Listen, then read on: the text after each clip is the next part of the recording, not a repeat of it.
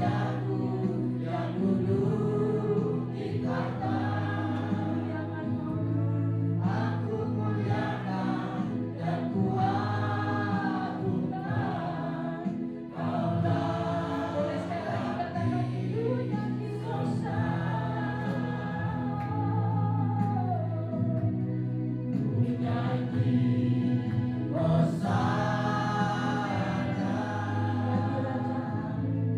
bagi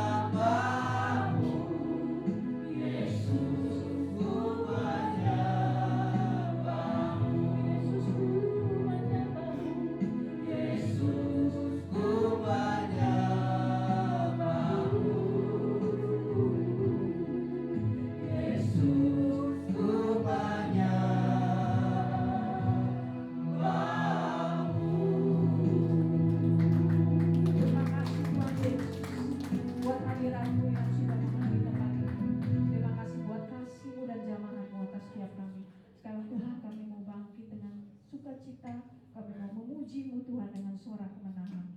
Penuhi tempat ini Tuhan dengan sukacita surga. Demi nama Tuhan Yesus Kristus yang siap untuk bersorak dan memuji Tuhan. Sama-sama katakan amin. Amin. Berikan sekali lagi tepuk tangan yang paling terbaik buat Tuhan kita Yesus Kristus. Haleluya. Bapak Ibu terkasih, firman Tuhan mengingatkan kita untuk kita tidak jemu-jemu berbuat baik. Baik setiap doa, pelayanan, dan kesetiaan kita tidak akan pernah sia-sia di hadapan Tuhan. Amin. Mari kita dengan penuh sukacita kita mau menyatakan jangan lelah kerja di hadapan Tuhan.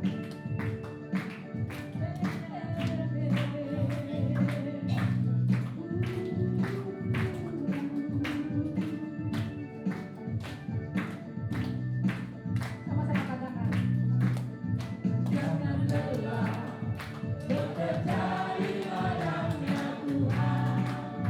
Roh Kudus yang beri kekuatan, yang mengajar dan menopang. Tiada lelah bekerja bersamamu Tuhan.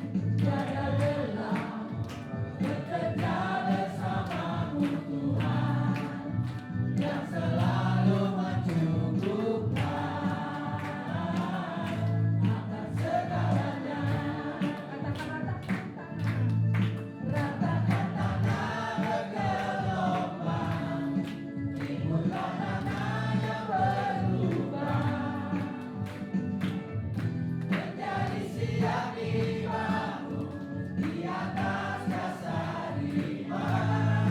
Ratakan tanah bergelombang, timbullah tanah yang berubah,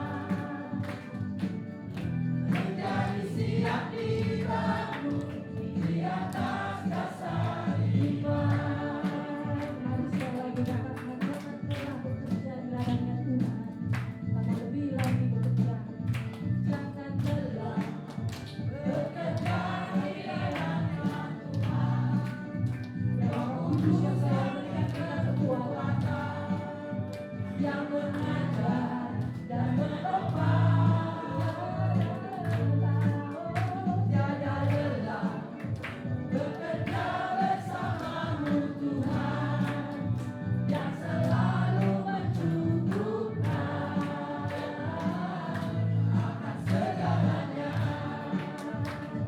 Katakan ratakan tanah bergelombang, timbullah tanah yang berubah, menjadi siap dibangun di atas dasar iman. Ratakan tanah bergelombang, timbullah tanah yang berubah,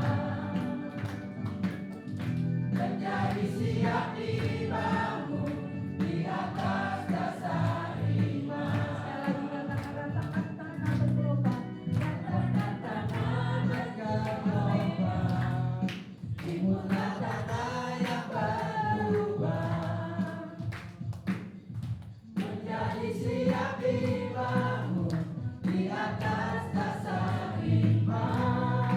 Ratakan tanah bergelombang, timbullah tanah yang berubah, menjadi siap dibangun di atas dasar iman.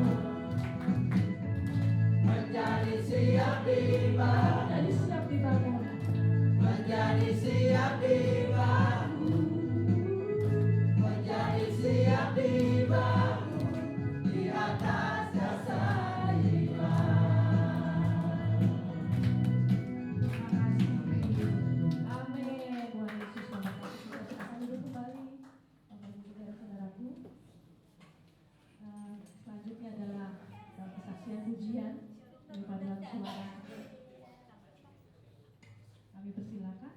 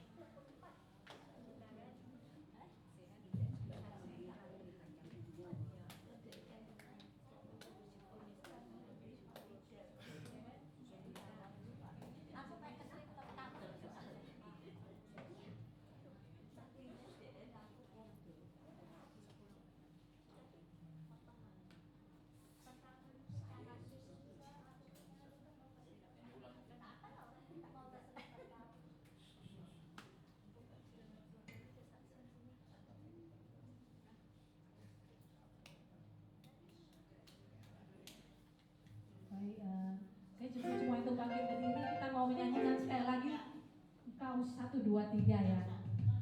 Biar lebih semangat lagi sebelum mendengarkan firman Tuhan.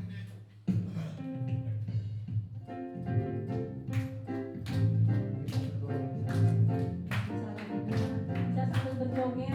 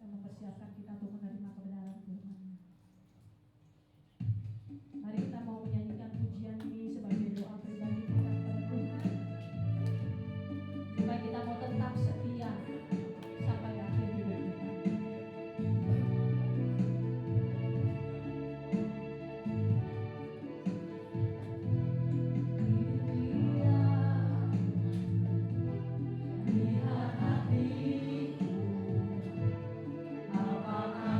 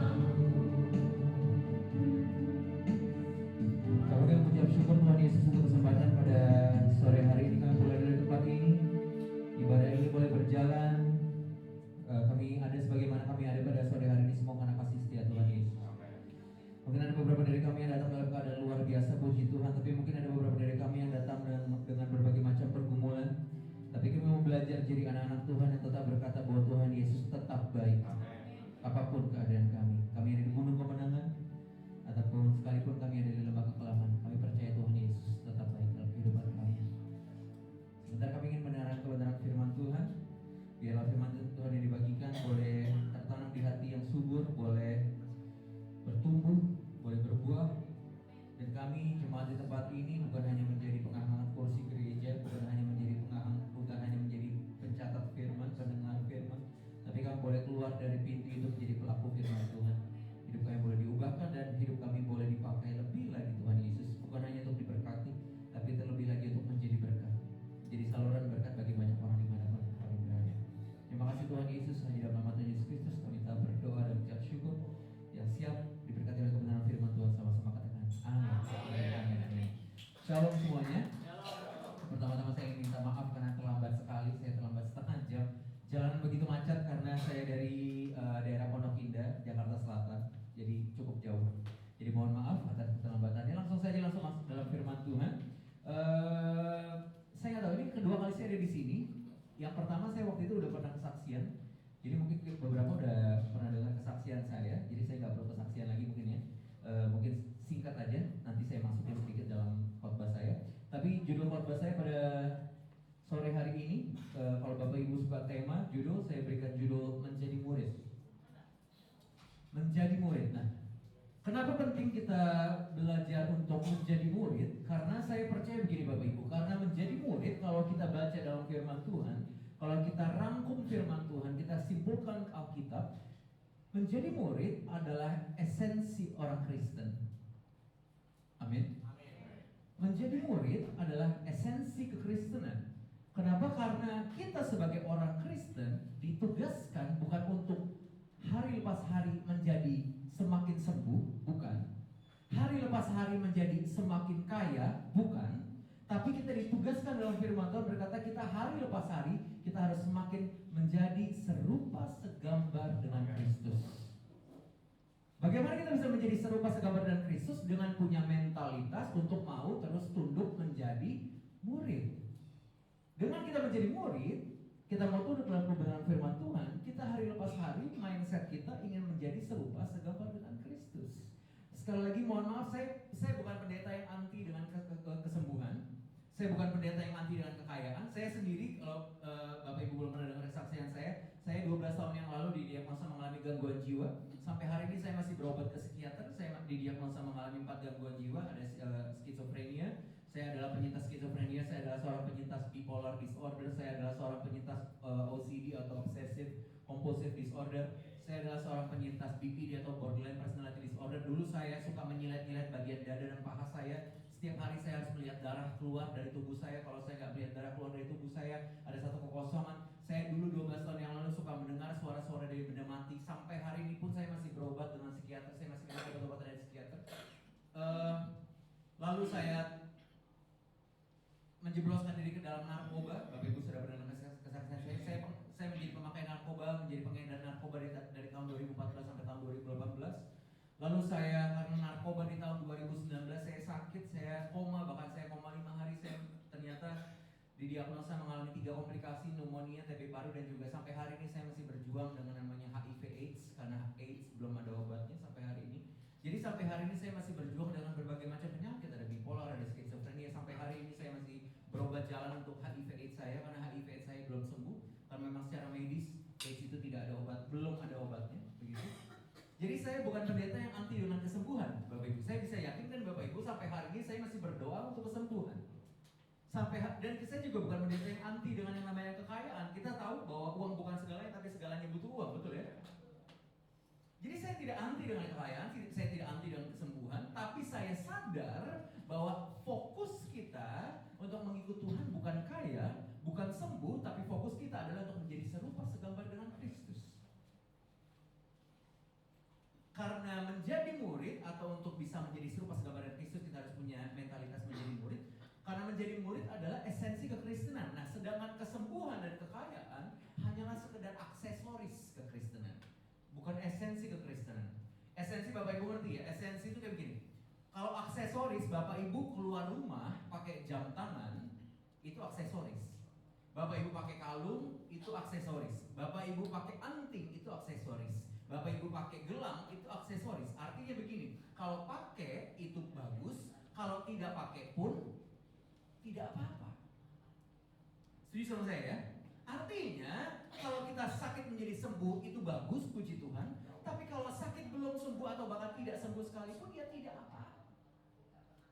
Karena esensi kekristenan bukan tentang sakit atau sembuh, bukan tentang sembuh atau kaya, tapi tentang bagaimana kita serupa segambar dengan Kristus dengan punya mentalitas saya percaya bahwa menjadi murid adalah esensi kekristenan. Karena dengan kita punya mindset menjadi murid, kita mau untuk terus hari lepas hari diproses, lalu berprogres, dibenturkan, lalu dibentuk untuk menjadi serupa segambar dengan Kristus. Maka dari itu penting untuk kita bisa mengerti tentang menjadi murid. Kita sama-sama baca di Matius 28, ada ayat enggak ya? Matius 28 ayat 19 bisa ditampilkan mungkin dari saya. Saya bacakan aja ya. Matius 28 ayat 19 itu adalah tentang amanat agung kita, Bapak Ibu. Amanat agung kita sebagai orang Kristen apa sih? Jadikanlah semua bangsa sembuh. Jadikanlah semua bangsa kaya, murid. Bahkan perintah agung pun sebagai orang Kristen bukan tentang sembuh atau kaya. Sekali lagi mohon maaf, saya tidak anti dengan kesembuhan atau kekayaan, tapi mohon maaf, Alkitab yang mengatakan bahwa perintah yang namanya agung itu apa sih? Yang pertama dan terutama. Benar ya? Jadi perintah yang terutama dan yang paling utama sebagai orang Kristen bukan tentang sembuh dan kaya, tapi tentang bagaimana kita menjadi murid, menjadi serupa segambar dengan Kristus. Jadi yang sisa-sisanya itu, yang kesembuhan dan kekayaan itu, puji Tuhan, saya percaya, kita semua percaya bahwa Tuhan Yesus Jehovah Rafa, amin. Tuhan Yesus Jehovah Jireh, Dia sanggup mencukupkan, Dia sanggup menyembuhkan. Tapi fokus kita bukan itu. Fokus kita adalah bagaimana kita berproses untuk berprogres, untuk menjadi serupa segambar dengan Kristus, dengan menjadi murid. Haleluya. Nah, mungkin banyak sekali kalau saya pernah khotbah ini juga, lalu banyak sekali oma-oma dan opa-opa berkata, ya udah kalau menjadi murid atau memuridkan atau dimuridkan itu kan tugasnya yang muda-muda aja. Oma kan sudah tua, opa kan sudah tua. Kita sama-sama baca di 1 Timotius 4 ayat 12 coba. 1 Timotius 4 ayat 12. Saya bacakan kepada Bapak Ibu ya. 1 Timotius 4 ayat 12. Saya percaya pasti Bapak Ibu sudah pernah membaca ayat ini. 1 Timotius 4 ayat 12. Firman Tuhan berkata demikian, jangan seorang pun menganggap engkau rendah karena engkau muda. Jadilah teladan bagi orang-orang percaya dalam apa? Perkataanmu, dalam tingkah lakumu, dalam kasihmu, dalam kesetiaanmu, dan dalam kesucianmu. Tidak dikatakan bahwa jadilah teladan bagi orang-orang percaya dalam umurmu. Berarti, artinya begini, Tuhan tidak peduli Bapak Ibu umur 20, 30, 40, 50, 60, 70, 80, bahkan 90 sekalipun. Saya percaya begini, kalau dari ayat ini saya belajar begini, Tuhan gak peduli kita umur berapa, tapi selama setiap pagi kita masih diberikan nafas kehidupan oleh Tuhan, artinya kita masih punya tugas untuk menjadi murid. Tidak dikatakan bahwa jadilah teladan bagi orang-orang percaya dalam umurmu. Artinya menjadi teladan, menjadi murid, dimuridkan, memuridkan, itu tidak tergantung umur. Jadi kalau oma opa bilang, itu tugas yang muda-muda saja tentang menjadi murid, dimuridkan, memuridkan, no. Saya mau berkata pada sore hari ini, selama oma dan opa masih duduk di tempat ini diberikan nafas kehidupan oleh Tuhan, artinya oma dan opa masih punya tugas untuk menjadi serupa segambar dengan Kristus. Terus semangat. Saya punya oma, umur hampir 90, kerinduannya setiap hari cuma satu. Katanya, oma pengen cepat-cepat pulang ke rumah bapak, katanya. Saya bilang, gak bisa gitu. Hidup adalah anugerah dari Tuhan. Amin. Banyak orang mau berjuang untuk hidup. Ini gak tahu, saya udah gak punya fotonya ya. Waktu saya sakit udah gak ada ya. Waktu yang kesempatan pertama saya tunjukkan foto saya waktu saya koma. Saya berjuang untuk hidup. Banyak orang di luar sana berjuang untuk hidup. Masa kita mau berdoa untuk cepat-cepat dipanggil Tuhan? Saya mau katakan dari ayat ini saya mau katakan bahwa selama kita masih diberikan nafas kehidupan, berarti kita masih diberikan tugas oleh Tuhan untuk menjadi serupa segambar dengan Kristus. Amin. Makanya untuk oma opa semuanya di tempat ini, terus semangat, terus berproses, terus berprogres, karena hidup ini adalah kesempatan untuk menjadi serupa segambar dengan Kristus. Dengan apa? Punya mentalitas menjadi murid. Nah,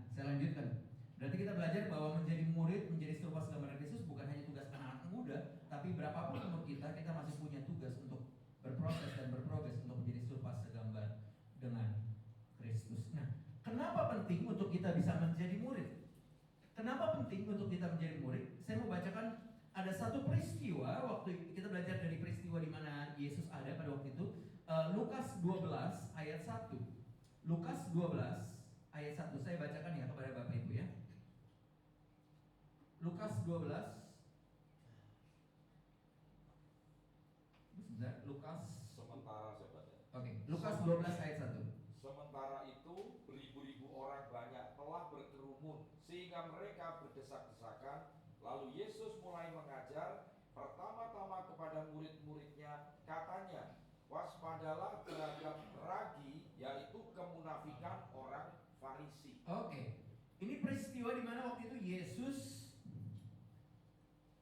sedang mau berkhotbah. Oke. Konteksnya Bapak Ibu bayangkan, imajinasikan, ini Yesus sedang mau berkhotbah pada waktu itu.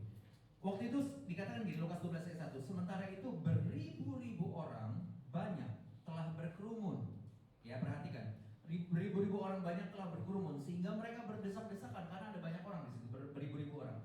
Lalu Yesus mulai berkhotbah, mulai mengajar.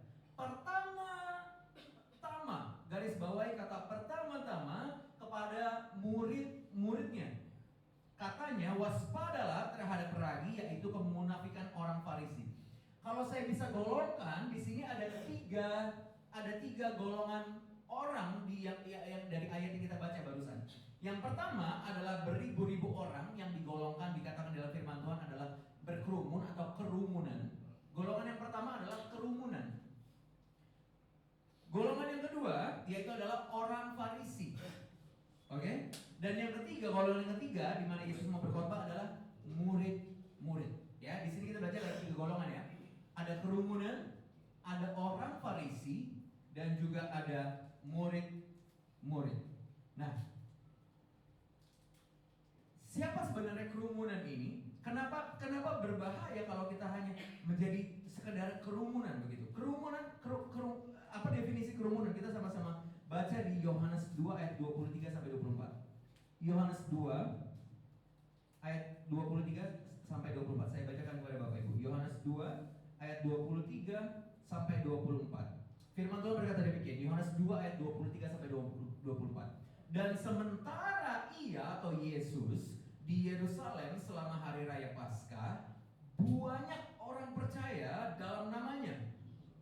Karena mereka telah melihat tanda-tanda yang diadakan Yesus. Jadi di sini kita belajar, jadi orang kerumunan yang dikatakan tadi saya katakan kerumunan adalah orang-orang yang ngefans sama Yesus, orang-orang yang mengikut Yesus, orang-orang yang percaya kepada Yesus. Nih, saya bacakan sekali lagi Yohanes 2 ayat 23. Sementara ia di Yerusalem selama hari Paskah, banyak orang percaya dalam namanya. Banyak orang percaya kepada Yesus. Karena apa mereka percaya kepada Yesus? Karena mereka telah melihat tanda-tanda yang diadakannya. Artinya begini, banyak orang Kristen yang dikatakan tadi kerumunan tadi percaya kepada Yesus hanya karena mereka percaya kepada mujizat yang Tuhan Yesus bisa lakukan dalam kehidupan mereka. Salah gak sih? Salah gak sih kita percaya kepada Yesus? Salah gak sih kita percaya kepada Tuhan Yesus hanya untuk mengharapkan mujizat dalam kehidupan kita? Buat saya nggak salah karena kita percaya bahwa Tuhan Yesus sanggup melakukan mujizat dalam kehidupan kita, amin. Tapi masalahnya begini, kalau kita hanya sekedar percaya kepada Yesus, hanya didasarkan pada apa yang Tuhan bisa lakukan kepada kita, bukan kepada pribadi Tuhan, konsekuensinya seperti ini. Ayat 23 saya bacakan sekali lagi. Sementara Yesus di Yerusalem selama hari raya Paskah, banyak orang percaya dalam nama Yesus karena mereka telah melihat tanda-tanda yang pernah diadakan oleh Yesus. Ayat berikutnya, tetapi Yesus sendiri tidak mempercayakan dirinya kepada mereka. Halo. Artinya kita boleh percaya kepada Yesus hanya sekedar dari mujizat, tapi ternyata Tuhan Yesus bilang gini, kalau kamu percaya kepadaku hanya sekedar karena kamu mengharapkan mujizat daripadaku, aku tidak mempercayakan diriku kepada kamu. Halo. Tuhan Yesus bilang begini, bukan saya yang ngomong, tapi Tuhan Yesus bilang gini, tetapi Yesus sendiri tidak mempercayakan dirinya kepada mereka karena ia mengenal mereka semua. Iya, boleh kita percaya kepada Yesus hanya karena kita mengharapkan mujizat daripada Tuhan. Tapi ternyata kalau kita hanya percaya kepada Yesus hanya karena kita mengharapkan mujizat daripada Tuhan, ternyata Yesus tidak berkenan. Yesus tidak berkenan. Yesus tidak kita percaya kepada Yesus, tapi mohon maaf ternyata Yesus tidak percaya kepada kita. Jadi mohon maaf, saya nggak mau menghakimi Bapak Ibu atau Oma Opa, tapi Bapak Ibu Oma Opa boleh cross check, boleh introspeksi diri sendiri. Apakah selama ini Oma Opa dan Bapak Ibu hanya sekedar mengikuti Yesus untuk berdoa mengharapkan sekedar mujizat dari Tuhan? Kalau memang Bapak Ibu Oma Opa hanya berdoa mengikuti Yesus, baca Alkitab, ke gereja hanya sekedar mengejar mujizat daripada Tuhan, mohon maaf, Alkitab mengatakan iya betul Bapak Ibu Oma Opa percaya kepada Tuhan, tapi mohon maaf, Tuhan tidak percaya kepada Bapak Ibu. Bapak Ibu boleh introspeksi diri sendiri, boleh cross check diri sendiri. Apakah Bapak Ibu mengikuti Yesus selama ini hanya mengharap mujizat atau lebih daripada itu? Apakah Bapak Ibu hanya sekedar tadi dikatakan dalam firman Tuhan kerumunan?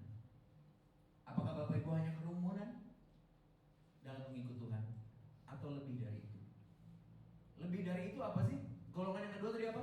Orang Farisi. Yang pertama adalah kerumunan. Kerumunan adalah orang yang percaya kepada Yesus hanya sekedar mengharapkan mujizat. Konsekuensinya, ya kita percaya kepada Yesus, tapi mohon maaf Yesus tidak percaya kepada kita. Yang kedua adalah kelompok orang yang bukan dinamakan kerumunan, tapi dinamakan sebagai orang Farisi.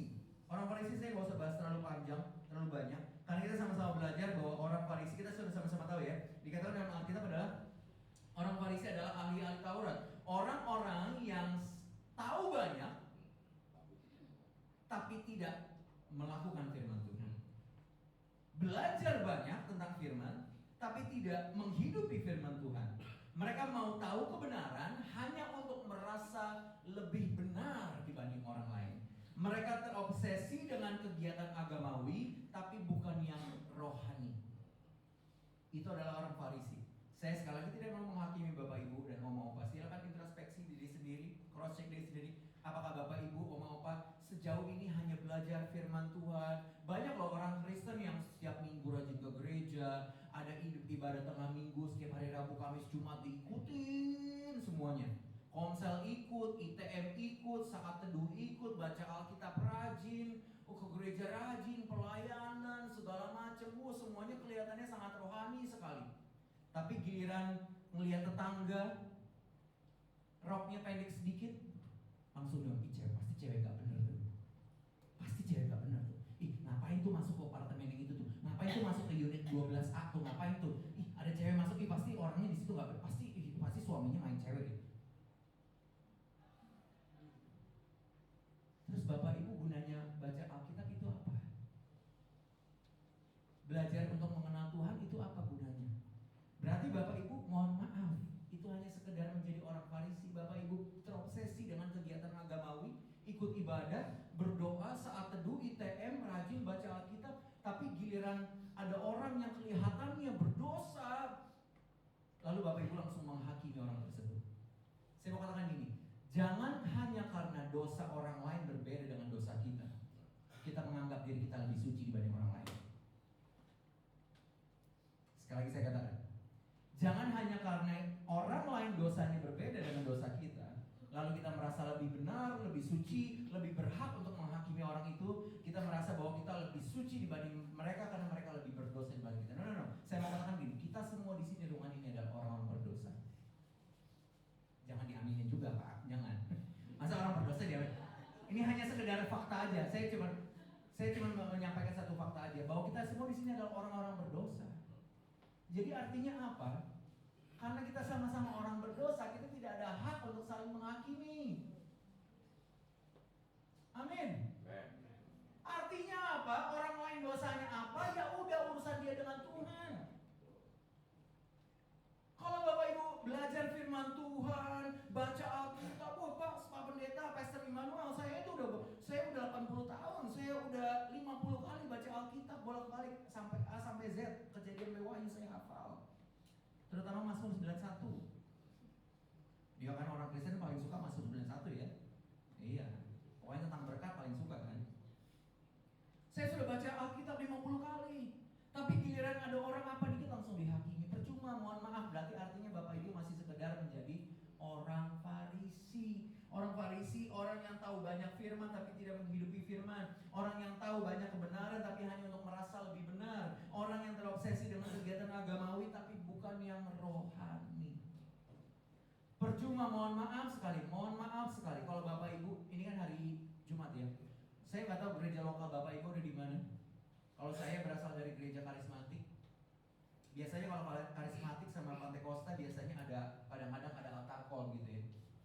Percuma Pak Ibu, mohon maaf, kalau Bapak Ibu ada KKR gereja hari Minggu, lalu Bapak Ibu maju altar, oh getar-getar, oh sikilala, bahasa roh semua getar-getar, sampai rebah, bangun lagi, rebah lagi, getar, udah kesannya udah paling rohani banget gitu, udah paling Tuhan Yesus banget ada dalam hidupku gitu. Pokoknya getar-getar kalau di gereja, tapi giliran nyetir mobil, nyetir motor di luar sana, bikin orang lain getar-getar. Busway diterobos, lampu merah diterobos. Lalu keserempet dikit langsung buka jendela. Woi anjing. Woi mon. Lalu gunanya getar-getar apa tadi? Berarti Bapak Ibu bukan Bapak Ibu di gereja bukan rohani, itu namanya, itu Bapak Ibu lagi teater. Lagi drama di altar call itu, getar-getar kesan, udah paling rohani, paling Tuhan Yesus ada dalam hidupku. Haleluya, begitu kan? Tapi giliran keluar dari gedung gereja, hidup Bapak Ibu tidak menjadi berkat. Hidup Bapak Ibu tidak punya kasih untuk orang lain. Itu artinya Bapak Ibu hanya sekedar terobsesi dengan yang agamawi, tapi bukan yang rohani. Dan itu adalah definisi dari orang Farisi. Berarti kalau Bapak Ibu seperti itu, Bapak Ibu adalah, mohon maaf, itu tergolong kepada orang Farisi. Saya tidak menghakimi. Bapak Ibu boleh cross check dari Bapak Ibu mau apa sendiri. Apakah selama ini Bapak Ibu hanya hidup sebagai orang Kristen, sebagai orang Farisi, atau lebih dari itu? Amin. Sudah dua golongan saya berikan kepada Bapak Ibu. Yang pertama adalah tentang kerumunan. Kerumunan adalah orang yang percaya ikut kepada Tuhan Yesus hanya sekedar mengharapkan mujizat, sembuhan, kekayaan dari Tuhan. Itu artinya Bapak Ibu percaya kepada Tuhan, tapi mohon maaf, kita katakan Tuhan tidak percaya kepada Bapak Ibu. Jadi kita tidak bisa mengikut Tuhan hanya sekedar mengharapkan fokus kita tentang mujizat. Harus lebih daripada itu.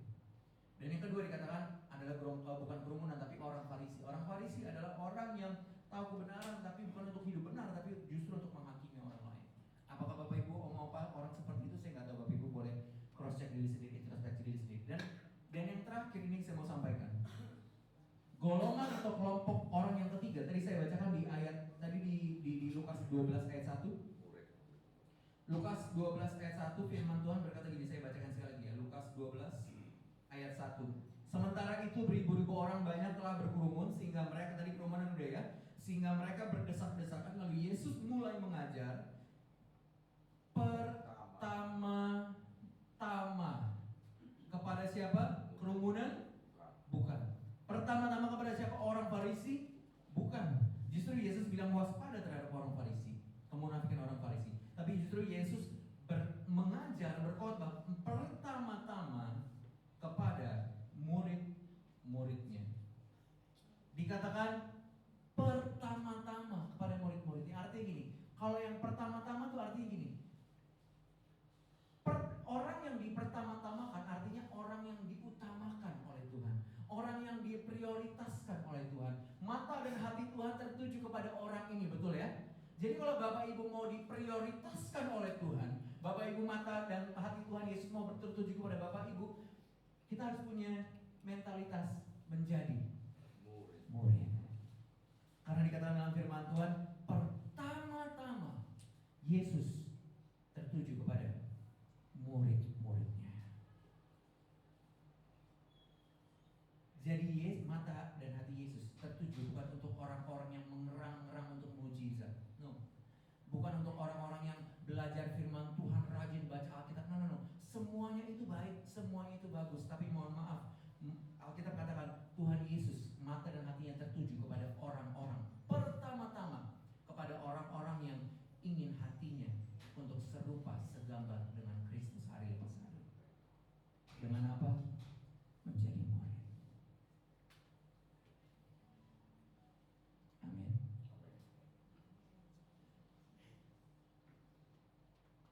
Ini mukanya pada tegang-tegang semua ya.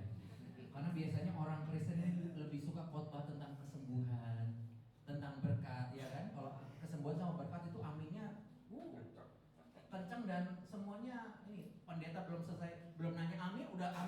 biasanya gitu kan. Tapi kalau khotbah-khotbah tentang yang seperti ini, tentang menjadi murid, tentang proses, tentang berproses untuk menjadi serupa segambar, tentang pikul salib, tentang sangkal diri, jarang yang suka. Tapi mohon maaf, itu adalah kebenaran firman Tuhan. Mata Tuhan tertuju bukan kepada orang yang berharap kepada mujizat. Ya betul, Tuhan sanggup melakukan mujizat, tapi mata Tuhan tidak tertuju kepada orang tersebut. Mata Tuhan tidak tertuju kepada orang yang rajin baca Alkitab, tahu banyak tentang firman Tuhan, rajin ke gereja. Iya betul, ke gereja, baca Alkitab, semuanya itu baik. Oh iya, semua baik. Tapi mohon maaf, mata Tuhan tidak tertuju kepada mereka. Tapi mata Tuhan tertuju kepada orang-orang yang mau menjadi murid, yang mau berproses untuk hari lepas hari menjadi serupa segambar dengan Kristus. Alkitab katakan pertama-tama Yesus mengajar kepada murid-muridnya. Bapak Ibu, bahasa Perjanjian Baru ditulis dalam bahasa Yunani ya, betul ya? Saya kasih tahu kalau ini. Kalau Perjanjian Lama itu ditulis dalam bahasa Ibrani, Perjanjian Baru itu ditulis dalam bahasa Yunani. Nah, kata murid tadi di ayat tadi di Lukas 12 ayat 1, kata murid dalam bahasa aslinya, bahasa Yunaninya itu dipakai kata matetes. Bahasa asli murid dalam bahasa Yunani dalam ayat tersebut Lukas 12 ayat 1 adalah matetes.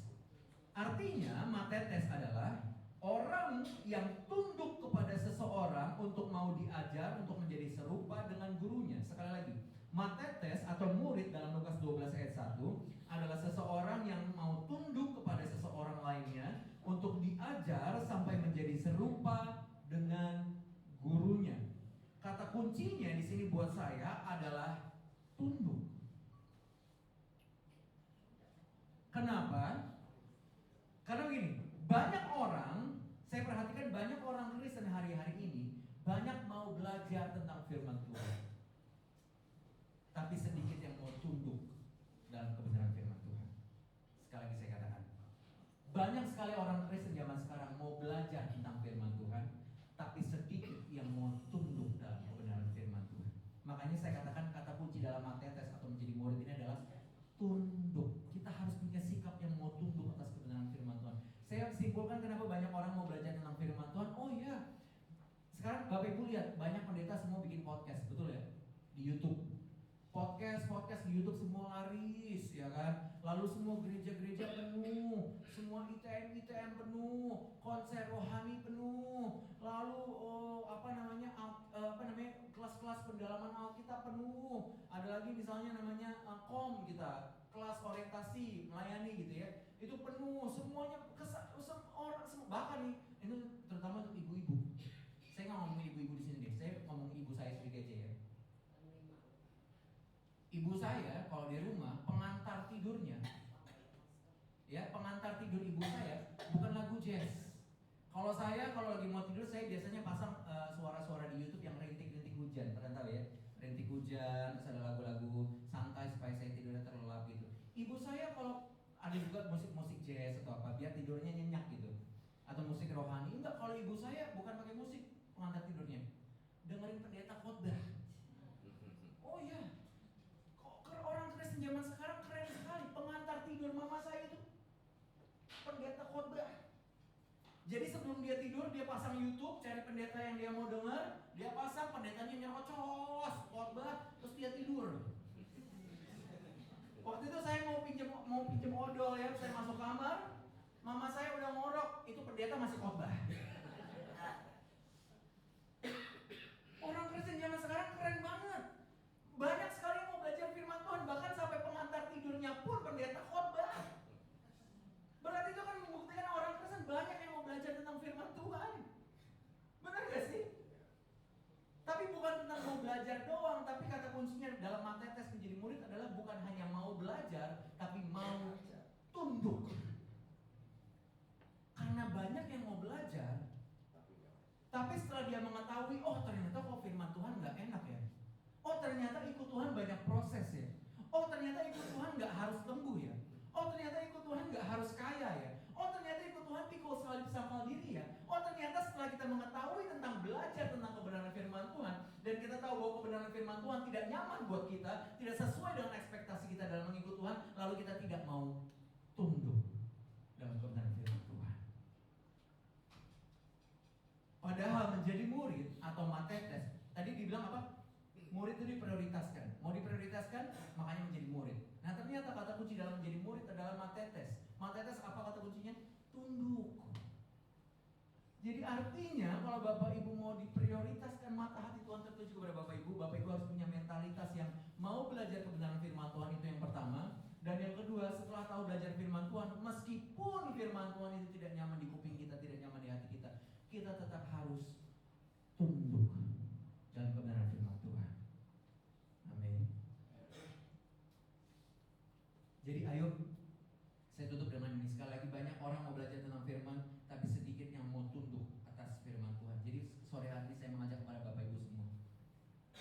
Sekali lagi, saya tidak anti dengan kekayaan, saya tidak anti dengan kesembuhan. Bapak Ibu boleh berdoa untuk kesembuhan, untuk kekayaan dan segala macam. Kita semua percaya bahwa Yesus sanggup menyembuhkan kita, amin.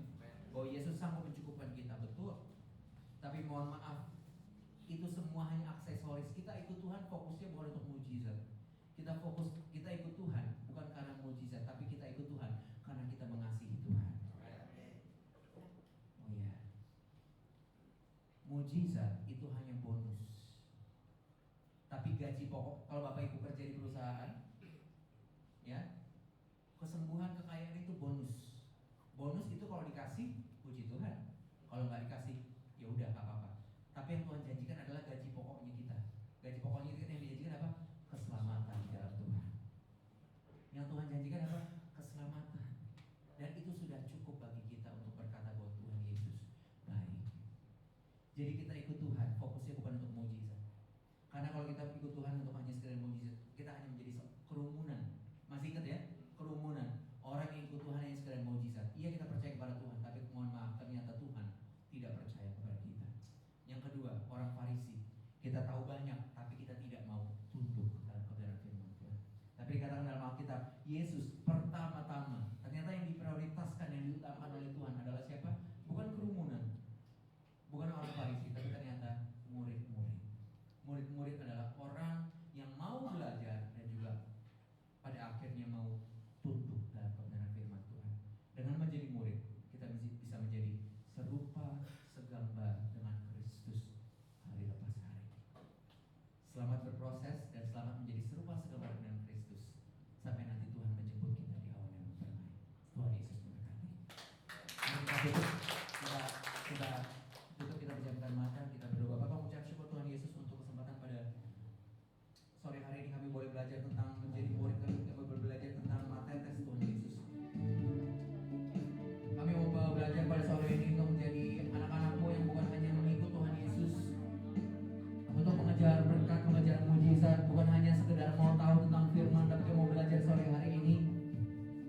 Kami mau menjadi anak Tuhan yang mau tunduk dalam kebenaran firman Tuhan, sekalipun apa yang Tuhan katakan atas hidup kami tidak nyaman, apa yang Tuhan katakan dalam hidup kami tidak sesuai dengan ekspektasi kami, tapi kami tetap belajar untuk mau tunduk menjadi murid, karena kami fokusnya untuk mengikut Tuhan adalah menjadi serupa segambar dengan Kristus dalam hidup Tuhan Yesus.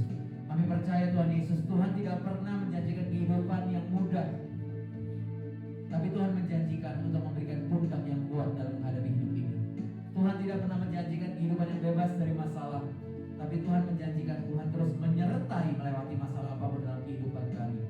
Kami percaya bersama Tuhan Yesus kami boleh terus kuat untuk berproses, berprogres, terbentur, lalu terbentuk untuk menjadi serupa segambar dengan Kristus. Thank you Jesus, thank you Jesus, thank you Jesus. Bersamamu Bapa, ku lewati semua perkenananmu ya,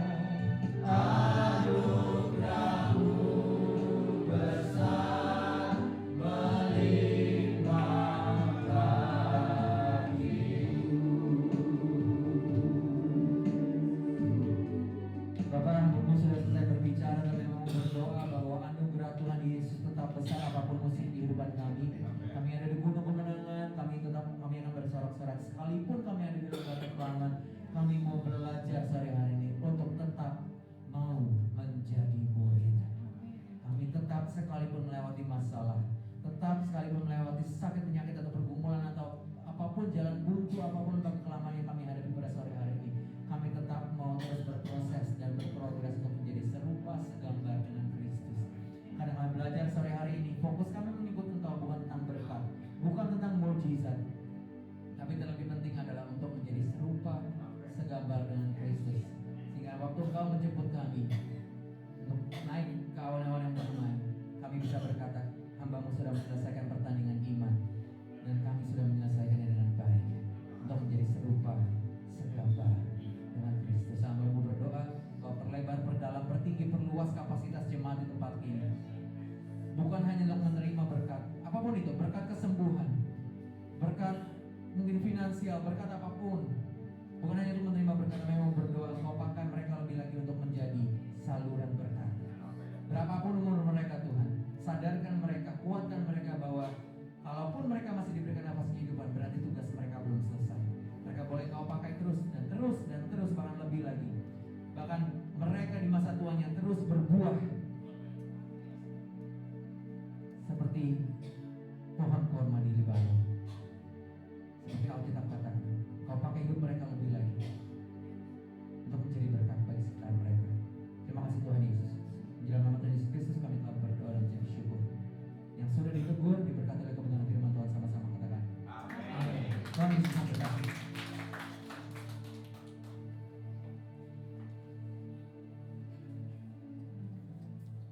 Ya, Pastor Immanuel Natalio, ini yang kedua.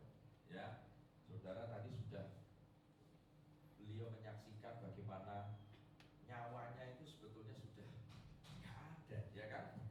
Sudah beberapa kali itu sudah istilahnya keluar dari tubuhnya, artinya roh itu sudah tidak ada. Tapi bagaimana Tuhan masih mau memakai, masih membutuhkan yang namanya Pastor Immanuel Natalio. Kenapa Tuhan gak mencari orang yang bersih, yang menurut Tuhan bersih, orang baik-baik? Gampang gak? Yang sekolah lulusan STT dibentuk jadi. Tapi Tuhan Allah paling dekat dengan orang yang remuk hatinya. Tuhan paling dekat dengan orang yang hancur hatinya, Bapak Ibu Oma sekalian. Jadi ketika kita dalam kondisi terpepet, dalam terpuruk, dalam titik nadir, justru itu momen yang terbaik. Tapi kalau saya ngomong gini, gila Pak, ya gila. Mana ada orang lagi kesulitan, lagi kesusahan, suruh bersuka cita. Susah, prakteknya susah. Maka tadi apa yang disampaikan hambanya, ya, karena kita diciptakan serupa, baca di Kejadian, dengan gambar Allah, anak dosa, maka dia mengutus Yesus, kita dikembalikan menjadi serupa seperti anaknya. Karena janji Allah di dalam Yesus, di dalam firman. Maka kita harus semakin serupa menjadi seperti Kristus. Ya, terima kasih. Pesan Tuhan telah disampaikan. Saya juga berharap semua yang sudah mendengar, biar firman yang logos ini berubah menjadi rema. Itu yang penting, ya. Kalau cuma logos, dihafalkan logos, modelnya tadi yang kedua Farisi, tahu semua, suka berdebat, pengen ditonjol, pengen diakui, ya, suci, kudus, selalu duduk di depan, selalu diundang menjadi tamu-tamu yang utama. Tapi tidak menjadi pelaku firman. Maka tadi bagus, bukan dibatasi dengan usia. Ya, di sini usia lanjut, tetapi Tuhan bisa pakai siapapun. Apakah kita dalam keadaan tunarungu? Apakah kita dalam keadaan tunanetra? Apakah kita dalam keadaan tunawicara? Apakah kita juga dalam keadaan tunadaksa? Atau apapun penyakit yang kita masih diizinkan untuk mengalami, apapun yang dialami pastor tadi. Sembuh? Belum, dalam proses pengobatan. Tapi kalau kita lihat, beliau tidak menunjukkan orang yang sama. Saya punya WL Paula, itu buta, tapi banyak. Gak mungkin Pak, gak mungkin. Gimana? Gak kelihatan butanya, energik. Kenapa? Karena sinar terang cahaya Kristus itu keluar dari kehidupannya. Yang dilihat itu terang. Ya, sekali lagi pesan yang sudah disampaikan. Mari Bapak Ibu Saudara Oma-oma yang terkasih, kita terima, kita hidupi firman, supaya firman itu menjadi hidup, yaitu rema. Itu yang kita bawa pulang ke surga. Bukan menghafalkan dari perjanjian lama baru 10 kali, 20 kali, tapi kita tidak menjadi pelaku, blank hilang.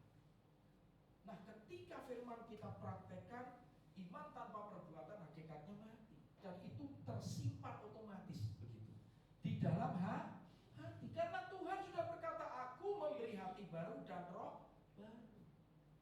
Di perjanjian lama Tuhan memberikan firman-Nya di dalam loh batu.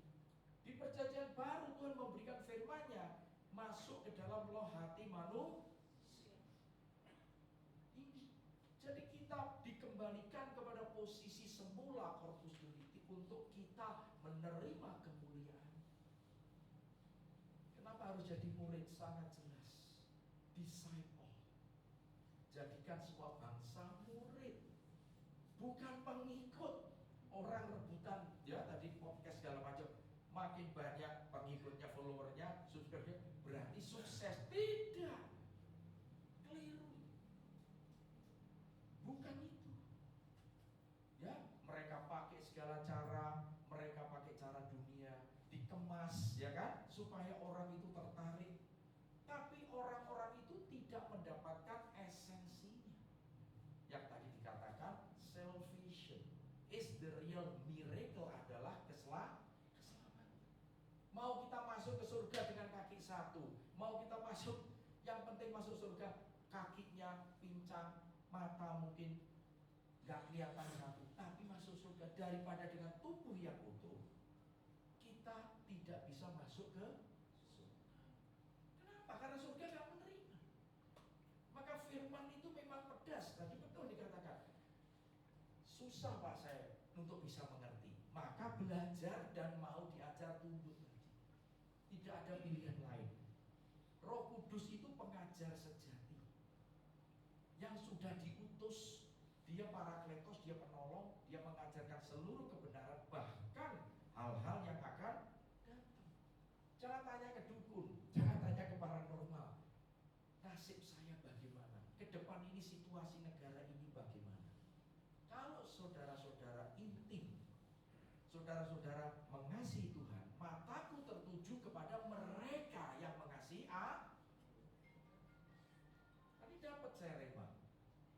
Ya, Tuhan nggak mempercayai kita. Sering saya katakan, sampai di mana Tuhan mempercayakan kepada kita, itu kuncinya. Relationship, rahasia ketiga adalah hubungan Kristus dengan jemaat. Tapi diawali dengan obedient, tadi ketaatan. Setelah itu wisdom, hikmat. Baru yang ketiga rahasianya apa? Hubungan Kristus dengan jemaat in the secret place of God.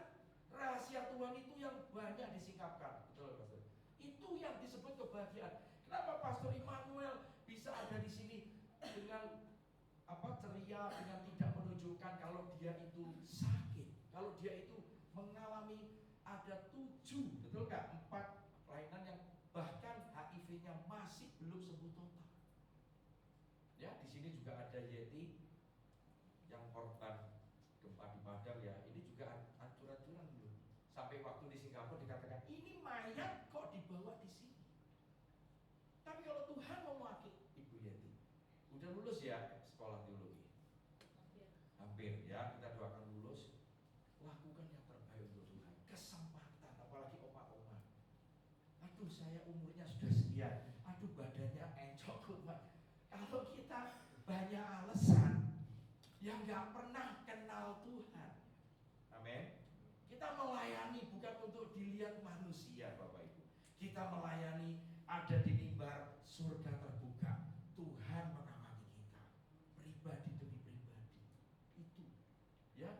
percaya apa yang Pastor Immanuel, Ibu Yeti bertahan sampai saat ini.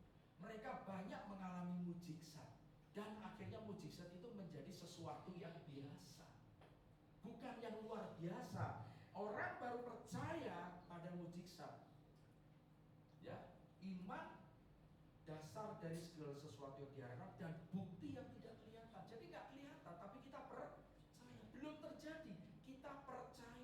Karena alam roh dan alam fisik dua dimensi yang beda. Ya, sekali lagi terima kasih pesan yang disampaikan singkat, padat, jelas. Ya, mari kita praktek sekarang ya. No talk, action only. Bukan talk only, no action. Kita balik. Ayo kita praktek, kita lakukan, dimulai dari hal yang kecil. Kalau kau setiap perkara kecil, Tuhan akan tambahkan perkara yang lebih besar. Jangan kita minta yang besar, yang kecil aja kamu gagal. Ya, sekali lagi terima kasih. Kita akan mendoakan Pastor Immanuel, keluarganya, pelayanannya, aktivitasnya, supaya Tuhan memakai sampai Tuhan memanggil, didapati engkau setia, didapati engkau benar-benar mengasihi dan kasihnya dicurahkan sehingga rasa sakit, bukan berarti dia nggak sakit loh ya. Kalau kumat itu 7, maka saya ngomong 7 sakit itu 7 akan sempurna. Maka Tuhan menyempurnakan dari sakitnya itu, amin. Di dalam kelemahan kita, kuasa Tuhan sempurna terjadi. Ya, justru ketika kita lemah, kita kuat di dalam Yesus, karena Tuhan yang mengerjakan. Ya, demikian juga Ibu Yeti, terima kasih udah lama. Saya harap setiap Jumat bisa tampil. Nanti kapan kita atur, ya. Beliau juga mengalami suami meninggal, anak meninggal, tangan tinggal tapi semangat, nggak ada menunjukkan lemah, nggak ada, ya ceria. Itu, ya demikian juga Pastor Immanuel. Ya, sekali lagi terima kasih kedatangannya, juga sudah menyampaikan pesan. Saya akan doakan. Bapak Surgawi, terima kasih. Di sore hari yang indah ini, Kau mengutus hamba-Mu untuk menyampaikan pesan-Mu. Untuk kami mau menjadi murid-murid yang benar di hadapan-Mu, bukan sekedar murid. Berkati Tuhan pelayanan dari Pastor Immanuel Natalio. Berkati orang tuanya. Berkati seluruh aktivitasnya, kesetiaannya, sampai Tuhan memanggil dia. Tambahkan hikmat marifat, tambahkan hal-hal baru, pewahyuan pengertian baru, supaya dia bagikan kepada siapapun yang Tuhan utus untuk dia membagikan kebenaran firman-Mu. Tuhan lawat kehidupannya. Tuhan tahu, Engkau juga tahu ada sakit yang belum sembuh secara total. Namun ketaatan dari Pastor Immanuel, Tuhan angkat dia, Tuhan topang dia, Tuhan jaga dia, supaya dia benar-benar lurus, tidak menyimpang kiri kanan, dan menyelesaikan pertandingan imannya sampai mencapai garis akhir. Berkati dia Tuhan, tambahkan rohani, jasmani, segala kebutuhannya Jehovah Jireh. Segala yang dibutuhkan dalam pelayanan, Tuhan lengkapi dia, Tuhan pakai dia lebih lagi. Terima kasih Tuhan, terima kasih dalam nama Yesus. Bapa Surgawi, kami akan mengakhiri ibadah sore hari yang indah ini. Kami serahkan semua yang sudah hadir ke dalam tangan-Mu. Engkau melawat pribadi demi pribadi di tempat ini. Engkau menjamah kami semua. Kasih-Mu, damai sejahtera, sukacita-Mu limpahkan di dalam setiap kehidupan pribadi demi pribadi di tempat ini. Rema-rema dari firman yang sudah disampaikan boleh tertanam di dalam setiap hati yang ada di tempat ini, sehingga tidak ada yang sia-sia ketika pulang. Biarlah firman itu melekat, menyatu, mengakar di dalam hati kami masing-masing, untuk menjadi kekuatan baru, untuk memberi enlightening, pencerahan. Tuhan bawa lebih dalam lagi, untuk membangun relasi yang lebih intim lagi. Terima kasih Tuhan. Tingkat-tingkat langit surga terbuka. Diberkatilah kesehatan-Mu, diberkatilah rumah tangga-Mu, diberkatilah pekerjaanmu, diberkatilah usahamu, diberkatilah pelayananmu, diberkatilah seluruh aspek kehidupanmu. Dan biarlah sinar terang kemuliaan Allah Bapa dan cahaya wajah Yesus Kristus selalu menyinari kami semua sampai dengan Maranatha di dalam nama-Mu Tuhan Yesus. Haleluya. Puji Tuhan. Amin.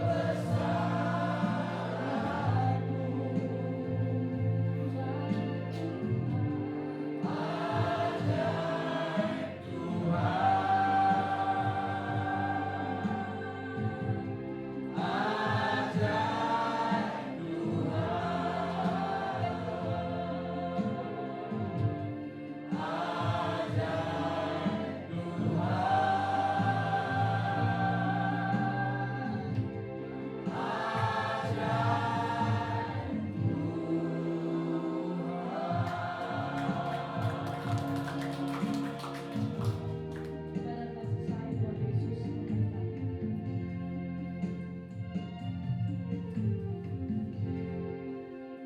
Ya, selamat sore Oma, Opa, Bapak Ibu. Selamat sore. Wah, keren nggak ada orang. Ya, ada beberapa pengumuman. Yang pertama, terima kasih Pak Immanuel atas firman. Siapa yang terberkati dengan firman Tuhan? Puji Tuhan. Ya, kita sudah diberkati oleh Tuhan.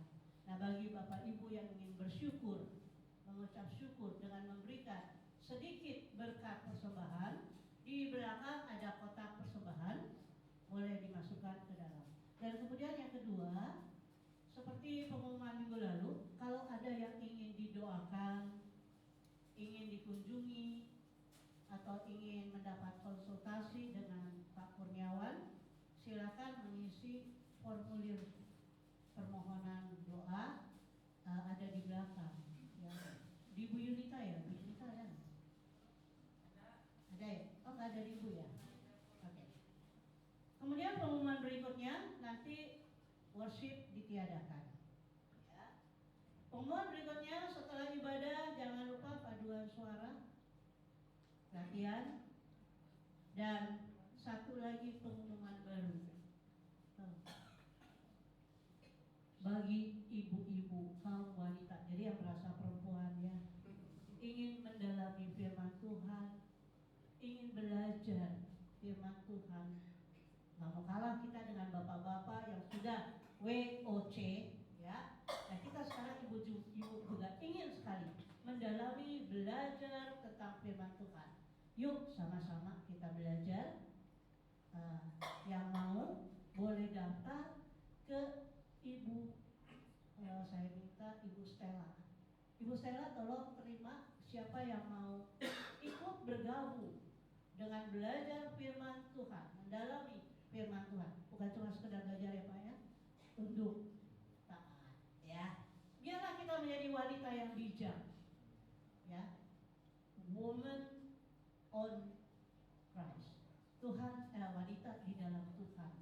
Menjadi wanita yang bijak seperti yang Tuhan inginkan. Seperti tokoh-tokoh yang ada di dalam Alkitab, tokoh wanita yang banyak bisa kita belajar. Yuk mari kita sama-sama ibu-ibu kita belajar firman Tuhan. Silakan daftar ke Ibu Stella. Bu Stella berdiri, mungkin ada yang nggak tahu. Ya itu Bu Stella yang